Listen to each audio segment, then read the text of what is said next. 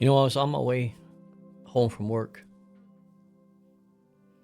And while I was driving, it's just like this wave of sadness came over me. And I thought about how people go about their day-to-day lives, laughing, marrying, working, so unaware, so preoccupied with the moment. And I couldn't shake this thought. How many will miss it? I work, with a lot of people, and I see people just coming and going, just like a fast-paced life. So oblivious to the fact that a day will come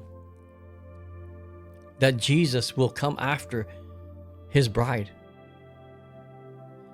And I wonder, how many really care? Or how many even believe it? You see, that day will come. The day Jesus returns for his bride, and when it does, the door will be shut. And no one can come in, and no one can go out. And for many, it will be too late. I think about Genesis chapter 7, verse 16. During the times of Noah. And it talks about Noah when God finally sends the rain, like he said, when God finally did what he said he was going to do, just like Jesus, when he comes, it is going to happen. We're not going to stop it. We can't wish it away. It said, so those that entered, male and female, all of the flesh, went in as God had commanded him, and the Lord shut him in. God just didn't tell Noah to close the door. Think about that. God shut it himself. And when I think about that, final and irreversible.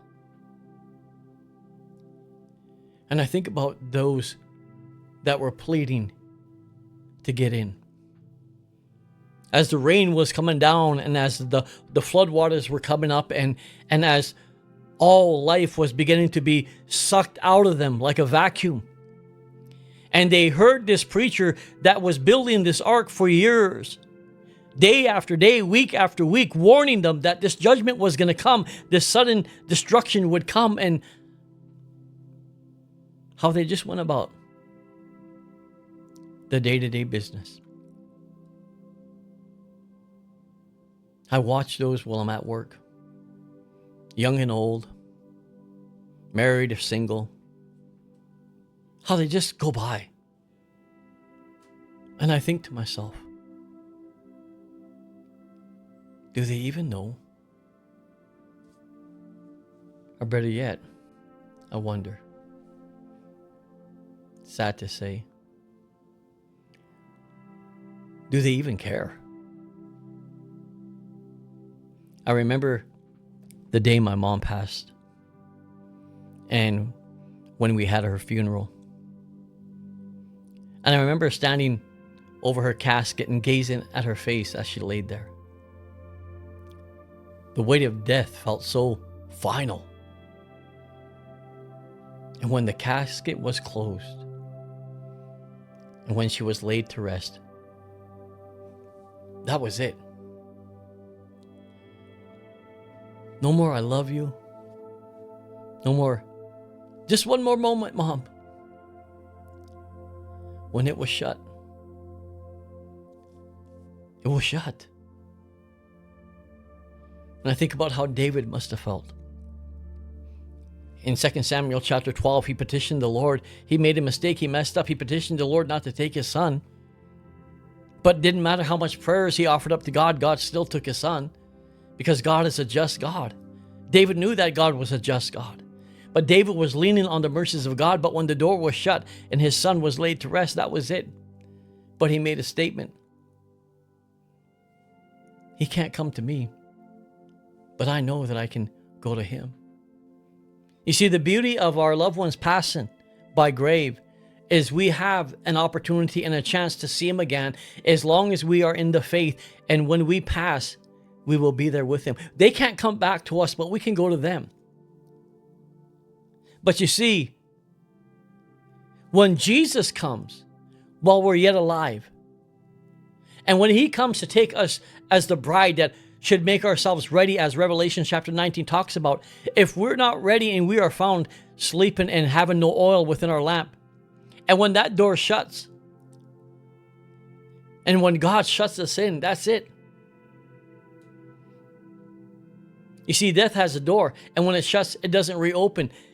That same concept will happen when Jesus returns. I think about Matthew chapter 7. It's a haunting picture of eternity when the door is shut. In verse 22 to verse 30, it says, after the master of the house gets up and shuts the door, listen, brothers and sisters, you will stand outside knocking and saying, Lord, open the door for us. But Jesus will reply, I don't even know where you're from. They knew his name. They sat in his presence, they ate and they drank with him, but they didn't know him. You see, they came with the gifts of the Spirit, not the fruits of the Spirit. And at that day, with coming to him with the expectation of me getting in and for him to look at me to say, I don't know you. And when that door was shut, it stayed shut. That's what Jesus said in verse 24. That we are to make every effort to enter through the narrow door. For many will try to enter, and they won't be able. I think about Matthew 25. Me and Raylan shared about this. About the 10 virgins. 5 were wise, 5 were foolish. And how they all went out to meet the bridegroom. And he didn't come. I know a lot of us are getting tired. Believe me, I know. And I have heard this since the time I understood that Jesus would return one day for his bride. Years ago, I heard this. He hasn't come yet. But that doesn't mean that he won't. And when I was coming home, this sadness came over me. I think about our children and I think about my loved ones and I think, do they even care?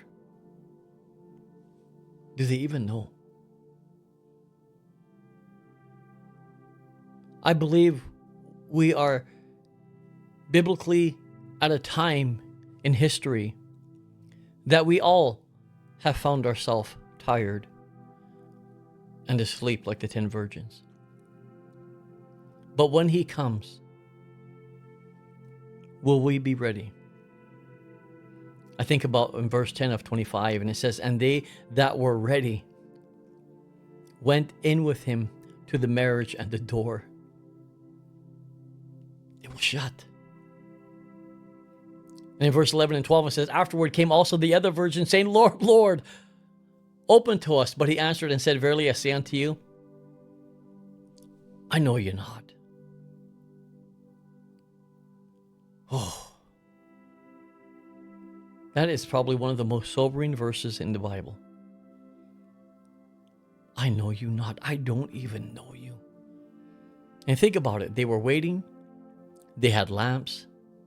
They looked the part. They played the part, but they weren't ready. Fortunately, Jesus has the key. Jesus is the key. He said in John 14:6, I am the way, the truth, and the life, and no one goes to the Father but through me. He's the key. He's the key for us getting into heaven. He's the way. He's the way maker. He's the chain breaker. You see in Revelation chapter 3, verse 7, and it says where he is holy, he that is true, he that has the key of David, he that opens, you hear that? He that opens and no man shuts, and shuts and no man opens. Jesus holds the key. Not our pastors, not our parents, not our good works. Only Jesus. Think about that. And if he opens it for you or for me, no one can shut it. But what scares me is that if he shuts it, no one can open it. He said in his word in Revelation chapter 3, I open doors that no man can close, and I close doors that no man can open. I don't want to be outside the door knocking. I don't want to live with regret, saying I should have surrendered and I should have repented and I should have believed.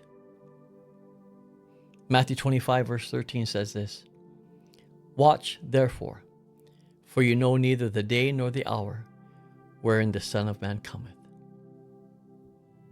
Brothers and sisters, that day is coming. And when it does, that door will be shut.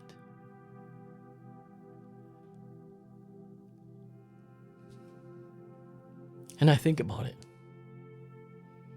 because I'm around a lot of people all the time, just passing by, going fast, this fast-paced world. And I think how Noah must have felt when he stood there in his time, telling people, warning people, telling them that God is about to do something that is irreversible, and how they just go about their day-to-day business so nonchalant, marrying, giving and marrying, drinking, having fun and laughing. And those ain't bad things. But if we put Jesus on the back burner and don't heed to the times, if we are so inconsiderate to realize that we don't need oil in our lamp because he hasn't come in 50, 100, 2,000 years, he's probably not ever going to come. What scares me is when that day does come, and it will, and we are found not waiting already, that when that door shuts, it shuts. Thankfully, today this door is still open, and Jesus is calling.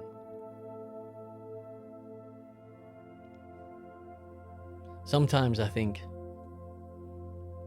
I take on too much. I see our world, I see our communities, our families, and sometimes it's like I literally take on the pain. But I think about those that stood in proxy, those that stood in the gap, like Daniel, Ezra, and Nehemiah.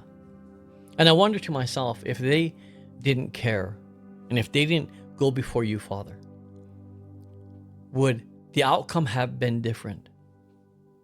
You see, God's word says in Ezekiel, I sought for a man who was willing to stand in the gap, but I found none. What does it mean to stand in the gap? I look for a man or for a woman that's willing to pray, but I couldn't find anybody that was willing to stand in a gap for his people, for the lost, but I couldn't find none. And so as I sit at my workplace and I watch people just going left and right, forward, fast, slow, I think to myself, do they really care?